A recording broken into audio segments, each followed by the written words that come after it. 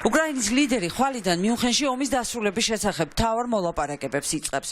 ვიდრე ვოლოდიმერ ზელენსკი დონალდ ტრამპის გუნდს შეხვდება, მანამდე უკრაინის პრეზიდენტს და ამერიკის ლიდერს 1 საათიანი სატელეფონო საუბარი ჰქონდათ.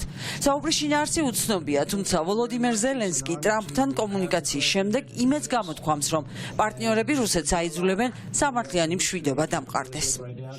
ძალიან შინაარსიანი საუბარი მქონდა ამერიკის შეერთებული შტატების პრეზიდენტ დონალდ ტრამპთან.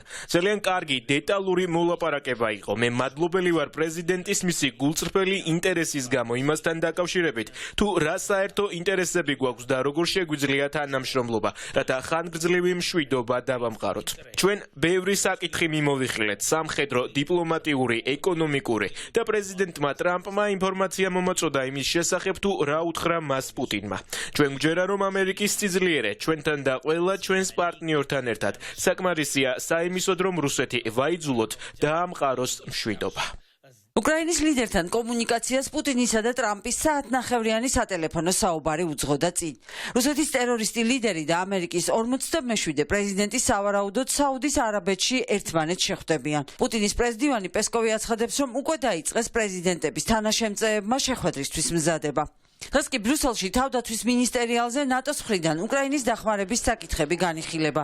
ნატოს გენერალური მდივანი უკრაინის თავდაცვის მინისტრთან ერთად შეხვედრის დაწყების წინ აცხადებდა, რომ პუტინმა ვერასოდეს უნდა შეძლოს ახალი ომის წამოწყება, მანამდე კი უკრაინამ უნდა გაიმარჯვოს.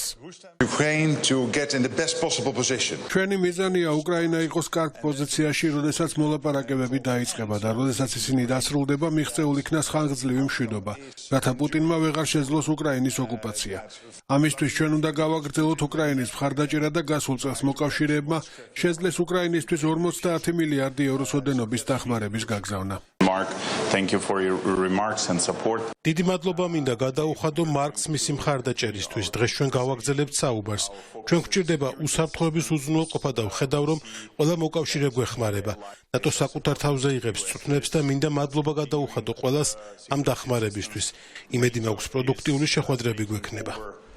ნატოს მინისტერიალს პირველად ესწრება ამერიკის ახალი თავდაცვის მინისტრი პიტ ჰექსეტიც, რომელმაც სკანდალური განცხადება უკვე გააკეთა, რომ უკრაინა ძველ საზღვრებს ვერ დაუბრუნდება და რომ ვერც ნატოში გაწევრიანების პერსპექტივა ექნება უახლოეს მომავალში.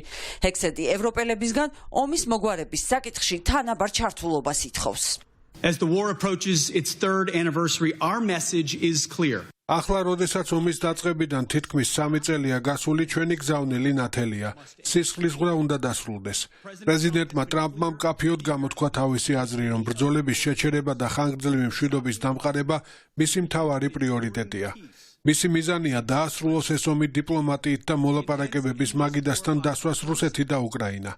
ჩვენ ამ ომის დასრულებას და ხანგრძლივი მშვიდობის მიღწევას შევძლებთ როგორც მოკავშირეთა ძალის, ასევე ბრძოლის ველზე არსებული სურათის რეალისტური შეფასებით. ჩვენ ისევე როგორც თქვენ გვინდა სუვერენული უკრაინა, რომელსაც აქვს კეთილდღეობა. თუმცა ჩვენ უნდა ვაღიაროთ, რომ დაბრუნება უკრაინის 2014 წლამდე არსებულ საზღვრებთან არარეალისტურია. ამ ილუზიური მიზნისთვის ბრძოლა გამოიწვევს მხოლოდ იმას, რომ ომი გაგრძელდება და ეს მეტუბედურებას მოიტანს. ხანგრძლივი მშვიდობის დამყარება უნდა იყოს გამაგრებული უსაფრთხოების გარანტიებით უკრაინისთვის, რაც უზრუნველყოფს იმას, რომ ომი აღარ დაიწყება. ამასთანავე ამერიკის შეერთებულ შტატებს არ მიაჩნია, რომ უკრაინის ნატოში გაწევრიანება არის ამ მოლაპარაკებების რეალისტური შედეგი. თუმცა მისი უსაფრთხოება უნდა იყოს გარანტირებული ევროპული და არაევროპული სამხედრო ძალებით. ეს მისიები არ უნდა იყოს განლაგებული ნატოს სახელით და მათზე არ უნდა ვრცელდებოდეს ნატოს შეთანხმების მეხუთე პუნქტი. ასევე უნდა იყოს საკონტაქტო ზოლის აქტიური საერთაშორისო ზედამხედველობა. ასევე ხაზგასმით მინდა აღვნიშნო, რომ უკრაინაში ამერიკული ჯარები არ განთავსდება. უკრაინის საკითხი ევროპის და უკრაინის ჩართულობის გარეშე ვერ გადაწყდება. ეს ევროკავშირის პოზიციაა. 12 თებერვალს ღამით გამოქვეყნდა გერმანიის, საფრანგეთის, პოლონეთის, ესპანეთის, იტალიის, დიდი ბრიტანეთისა და უკრაინის საგარეო საქმეთა მინისტრების და ევროკომისიის ერთობლივი განცხადება, სადაც მკაფიოდ წერია, რომ უკრაინა და ევროპა უნდა მონაწილეობდნენ ნებისმიერ მოლაპარაკებებში, რომელიც ომში მყოფ ქვეყანას ეხება. სწრაფი მოგვარების ფორმა ბინძური გარიგებაა. ასეთი კატეგორიული იყო ევროპის მთავარი დიპლომატი კაია კალასი. ჩვენს გარეშე ნებისმიერი გარიგება მშვიდობასთან დაკავშირებით ვერ იმუშავებს. ევროპა გააგრძელებს უკრაინის დახმარებას. სიტუაციის სწრაფი დალაგება ბინძური გარიგებაა და ეს არ შეაჩერებს ომს. მოლაპარაკებების დაწყებამდე დათმობა დანებებას ნიშნავს, რაც რეალურად არ მოხდება. თუ უკრაინა გააგრძელებს წინააღმდეგობის გაწევას, ევროპა გააძლიერებს მხარდაჭერას. როგორ ჩამოყალიბდება ამერიკის პოზიცია და როგორი იქნება რუსეთ-უკრაინის ომის შეწყვეტის ტრამპისეული გეგმა ნაწილობრივ მიუნხენის კონფერენციის შემდეგ გაირკვევა. უსაფრთხოების 61-ე ფორუმზე თავისი გეგმით ჩადის ვოლოდიმერ ზელენსკი. ამერიკულ დელეგაციაში იქნებიან მარკო რუბიო, ჯეიდი ვენსი, რუსეთსა და უკრაინაში ტრამპის წარმომადგენელი კიტ კელოგი, რომელიც მიუნხენიდან კიევში გაემგზავრება.